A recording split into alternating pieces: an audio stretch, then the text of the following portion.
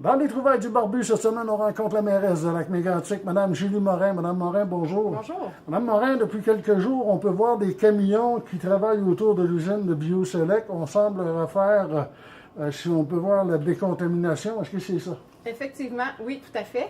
En fait, il y a eu la fermeture de l'usine, ça vous êtes au courant. Et dès qu'il y a une fermeture d'usine comme ça, c'est donc considéré comme un changement d'usage.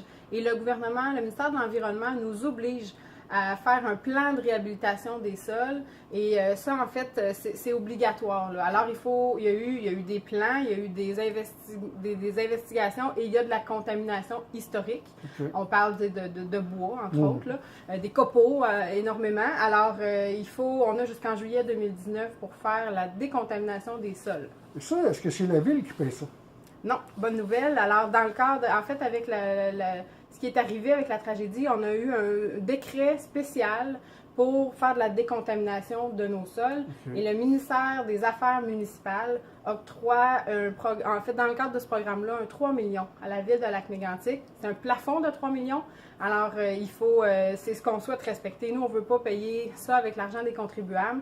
Et c'est notre défi parce que c'est comme 3 terrains, en fait. C'est le tour de l'usine, mais c'est aussi le dessous de la caserne ambulancière et la cour à bois aussi qui est derrière. Okay. Alors, c'est tout ça qui doit être fait. Au niveau de la caserne ambulancière, ça a déjà été tout fait. Là, on entame le tour de l'usine.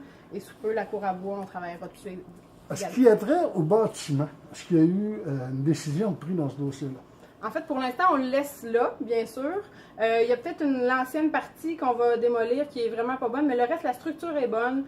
Le toit est bon, alors et la dalle de béton aussi est très bonne. Alors oui, il faut penser à la vocation. Il y a eu déjà plusieurs idées. Vous avez sûrement entendu parler de plusieurs projets. Le travail du conseil municipal en ce moment, quand on est arrivé en poste, c'est de questionner tous les projets qui peuvent aller là, mais surtout, c'est la saine gestion aussi. Alors là, la priorité, c'est la décontamination des sols. On tente de rester dans le 3 millions, parce que si on doit dépasser, ça va venir jouer aussi sur ce qu'on va faire avec la bâtisse. Alors pour l'instant, on se concentre sur la priorité et le reste de la reconstruction du centre-ville, c'est pas comme s'il manquait de projets. Merci beaucoup, Mme Morin. Bienvenue.